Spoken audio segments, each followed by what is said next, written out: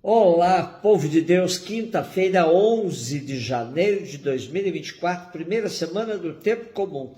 A nossa reflexão de hoje é a partir de 1 Samuel 4, de 1 a 11, Marcos 1, 40, 45. Naqueles dias, os filisteus reuniram-se para fazer guerra a Israel. Israel saiu ao encontro dos filisteus, acampando perto de Eben-ezer, enquanto os filisteus, da sua parte, avançaram até Afec e puseram-se em linha de combate diante de Israel. Travada a batalha, Israel foi derrotado pelos filisteus. Morreram naquele combate em campo aberto cerca de 4.000 homens. O povo voltou ao acampamento e os anciãos de Israel disseram: por que fez o Senhor que hoje fôssemos vencidos pelos filisteus? Vamos a Silo buscar a arca da aliança do Senhor, para que ela esteja no meio de nós e nos salve das mãos dos nossos inimigos. Então o povo mandou trazer de Silo a arca da aliança do Senhor Todo-Poderoso, que se senta sobre querubins. Os dois filhos de Eli, Hofni e Finéias, acompanhavam a arca. Quando a arca da aliança do Senhor chegou ao acampamento, todo Israel rompeu num grande clamor que ressoou por toda a terra. Os filisteus, ouvindo isso, diziam: que gritaria é essa tão grande no campo dos hebreus? E souberam que a arca do Senhor tinha chegado ao acampamento.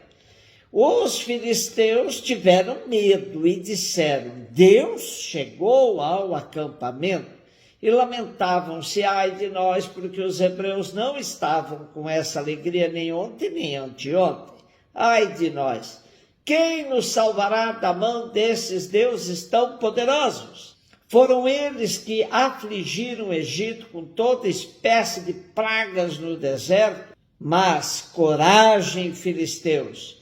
Portai-vos como homens, para que não vos torneis escravos dos hebreus, como eles o foram de vós. Sede homens e combatei. Então os filisteus lançaram-se à luta. Israel foi derrotado e cada um fugiu para sua tenda. O massacre foi grande. Do lado de Israel tombaram 30.000 homens. A arca de Deus foi capturada e morreram os dois filhos de Eli, Hofni e Finéias. Por trás de nosso texto de hoje tem um embate de dois modelos de organização social e política. De um lado, a proposta de organizar-se como tribos igualitárias e, por outro, as cidades-estado cananeias, como cidades independentes, com governo próprio autônomo.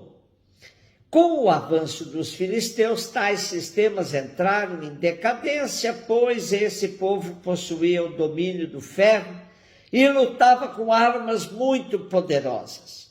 A arca era uma espécie de sacramento da presença do Senhor que apoiava a luta das tribos por um sistema novo. Ela foi tomada pelos filisteus e esse fato mostra, por um lado, que o projeto de Javé já estava sendo corrompido pelos israelitas. Por outro lado, indica que o sistema das tribos não era suficiente para conter o avanço de um forte inimigo externo. Deus está do lado do povo, mas não é automático.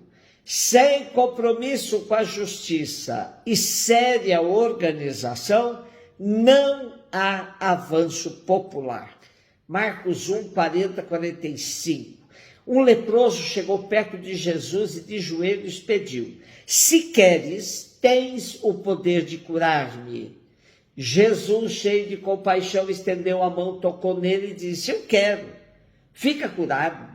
No mesmo instante, a lepra desapareceu e ele ficou curado. Então Jesus o mandou logo embora, falando com firmeza: não contes nada a ninguém.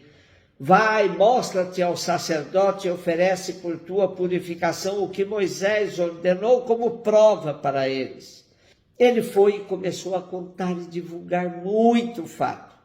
Por isso Jesus já não podia mais entrar publicamente numa cidade. Ficava fora, em lugares desertos, e de toda parte vinham procurá-lo. O que caracteriza a narrativa de Marcos é a sua simplicidade e objetividade. O Jesus apresentado por ele é o homem da vilazinha de Nazaré, o galileu, periférico, amigo dos pobres e misericordioso com os enfermos. Depois de 30 anos de vida oculta, ele começa sua peregrinação pelos lugares marginais de sua época. Aí os pobres vão percebendo que ele era diferente de tudo o que eles já tinham conhecido. Um homem que lhe bastava tocar para ser curado. O leproso tinha certeza de que somente dependia da vontade de Jesus para sair definitivamente daquela situação humilhante em que vivia.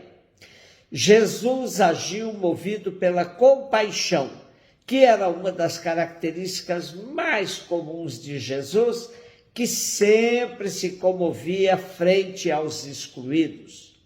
A tradição do povo de Israel tinha determinado comportamentos rigorosos em relação à lepra, pois acreditava-se que era uma doença transmissível. Segundo o livro do Levítico, capítulo 13, quem declarava puro ou impuro um portador de lepra era o sacerdote. Enquanto estava restrita ao campo da saúde, a lei era compreensível na época, porém, não tardou para embaralharem as coisas e transformarem o que era assunto de saúde em questão moral. O impuro foi declarado também pecador. Como impuro e pecador, o leproso estava excluído da vida cidadã e do templo. Assim, a cura de Jesus era um resgate da cidadania do leproso nos dois sentidos, pois purificado podia ter vida ativa social plenamente. Praticamente era impossível cumprir o que Jesus havia dito ao curá-lo. Não contes nada disso a ninguém, pois, uma vez curado, o ex-enfermo podia frequentar todos os ambientes novamente. E com isso, a fama de Jesus tornava difícil a circulação livre e tranquila de Jesus na cidade. E em todos os povoados vinha gente procurar. É claro que tal relato nos leva a questionar sobre os excluídos de hoje, os declarados impuros por uma sociedade excludente e hipócrita. Vivemos mergulhados num mar de preconceitos, racismo, xenofobia, misoginia, homofobia e outros preconceitos. Mas todos eles têm como denominador comum a aporofobia, que é o preconceito contra os pobres. O Papa Francisco vem insistindo no processo da sinodalidade. Porém, a igreja só será sinodal se for inclusiva. A aporofobia ameaça o processo de sinodalidade, pois sem a inclusão de todas as expressões de pobres, não haverá igreja sinodal. Igreja sinodal sem enfrentamento da praga da desigualdade social não passará de discursos vazios de uma comunhão que nem evangélica é. O preconceito contra os pobres também ameaça a democracia, porque viola a igual dignidade de todas as pessoas.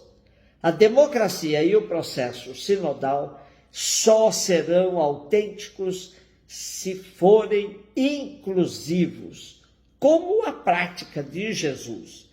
Um beijo no seu coração.